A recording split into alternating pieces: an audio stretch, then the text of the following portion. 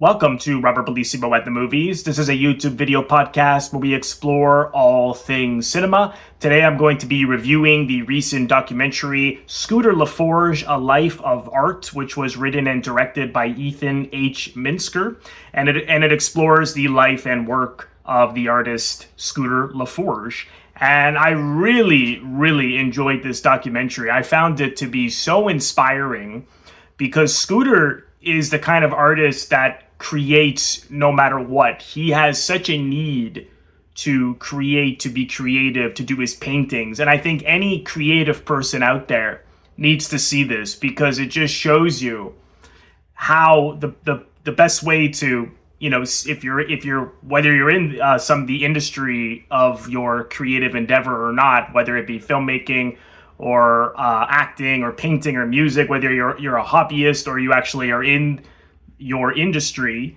then this is what I always say this, what will always carry you through is the need to create, which needs to be bigger than the need to succeed. And often those two things will meet in the middle. The more you need to create and you keep creating, success will come. But I think Scooter would be creating whether there would be any kind of success or not. I mean, the man is just always painting, always creating. And one of the segments in the documentary is during COVID.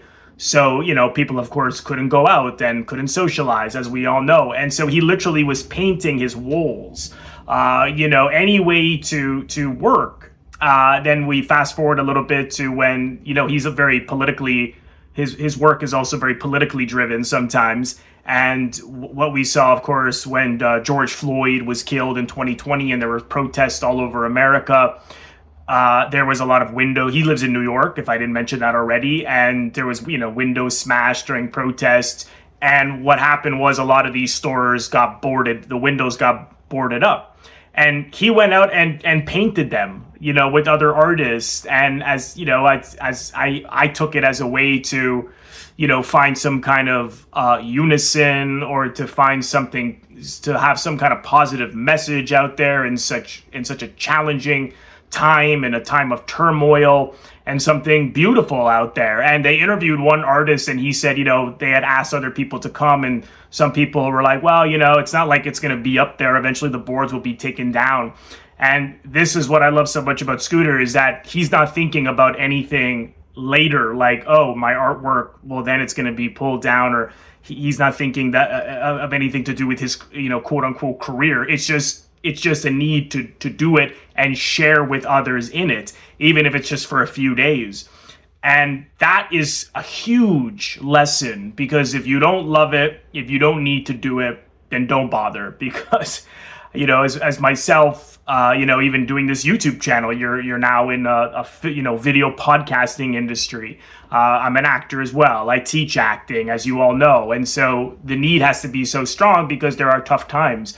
But that was, just one of a few takeaways. I mean, he was, they went through his life. He was, severely bullied as a teenager, and that really affected him later in life. He talks about the fact that, he's concerned whether people will like him or not. And I took that as probably because of the way he was treated, because he was different, because he was gay, because he dressed in a feminine way, and he was bullied severely for it. But it goes through his whole life. He eventually went to San Francisco and then to New York, and he'll paint anything. He'll paint shirts, he'll paint bodies, he'll paint anything. And I just love that. It's not just about a canvas. And this led to all kinds of things. Like now there's a clothing line of, and I would love to get some of these shirts. Hopefully, maybe from this review, I'll get one. Because the clothing and the artwork is so fantastic. And just wanted to read a couple of things about him, because his artwork was inspired by neo-expressionism. He was very inspired by Jackson Pollock, who was someone who didn't always know exactly what he was going to paint. He just let his instincts guide him, and then the painting would come from that.